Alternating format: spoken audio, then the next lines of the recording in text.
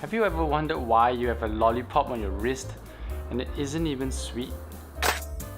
You look so dumb right now.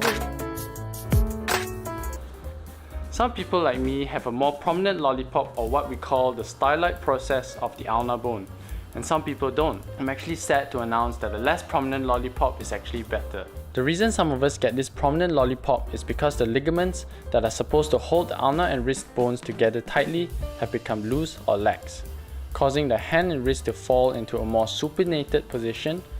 So if I lift my wrist bone upward into pronation, the lollipop disappears. Then when I drop it, it comes back.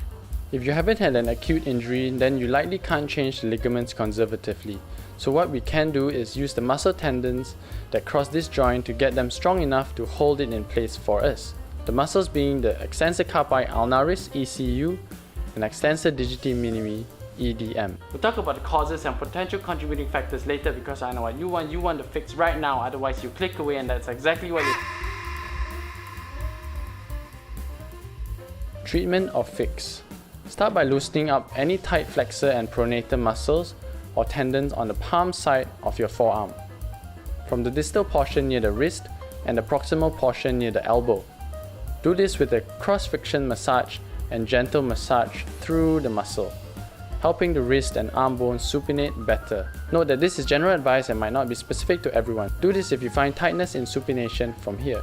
So we need to strengthen these two tendons that go across the ulnar bone and attach to the base and tip of the baby finger. You can start with isometric contractions, palm facing up, extend your wrist, then ulnar deviate.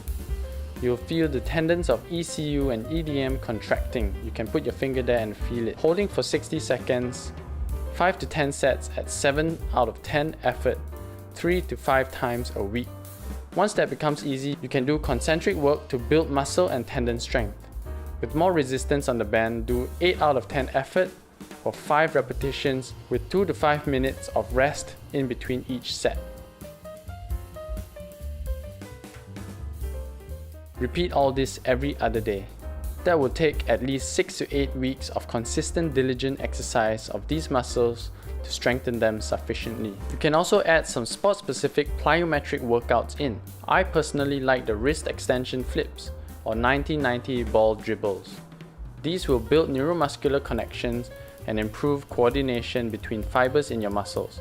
So when you are climbing or throwing and catching a ball, your wrist won't have problems reacting and recruiting muscles to do the job quickly. Do these plyometrics throughout the 6 to 8 weeks. So for those of you who want to know, causes depend on what you've been doing with your wrist. At your wrist level, when the ulnar collateral ligament, ulnar triquetral ligament, and or the ulnar lunate ligament gets looser due to being overstretched and healing in a loosened position, that's why the wrist bones fall into supination. This is also often associated with distal radial ulnar joint instability.